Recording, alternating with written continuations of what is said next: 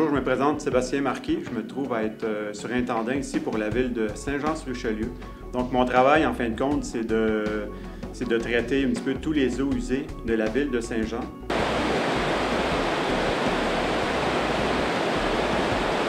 Le traitement de l'eau usée s'effectue en plusieurs étapes.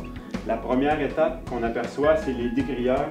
Donc toutes les eaux usées passent au travers de ces grilles pour ramasser la plus grande partie des matières solides. Donc, c'est un système qui est en automatique, qui fonctionne environ à toutes les demi-heures. On a les dessableurs qui, eux, leur principale fonction, c'est d'enlever le sable, aussi de recueillir les huiles et graisses. Par la suite, 3 décanteurs. Les 3 sont présentement en fonction. On fait du dosage de coagulants et de polymères qui fait en sorte que on se trouve à faire un floc finalement. On flocule toute la matière polluante qui se trouve dans l'eau sous forme de floc. Et par la suite, ce floc se trouve à décanter au fond du décanteur. Toutes les matières polluantes tombent au fond du décanteur.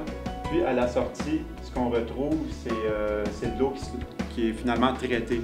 Puis cette eau-là, finalement, se trouve à s'en aller à la rivière Richelieu.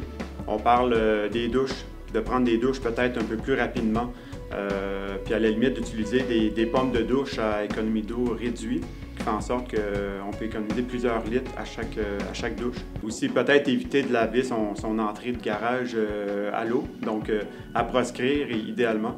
Une autre idée, c'est d'avoir un bassin de récupération des eaux de pluie à l'extérieur de la maison, qui fait en sorte que lorsqu'on arrose les plantes et tout ça, on utilise finalement l'eau qu'on a récupérée durant les pluies pour arroser finalement les plantes et tout ça sur le terrain. La Journée mondiale de l'eau, en fin de compte, c'est il faut que tout le monde mette la main à la pâte finalement. L'eau, c'est une ressource qui est pas illimitée, donc il faut faire attention à ça, il faut la protéger. Aussi, il faut arrêter de la gaspiller. Donc autant lorsqu'on la consomme que lorsqu'aussi on s'en départit. Donc c'est d'y aller toujours modérément et de faire attention à l'usage qu'on en fait.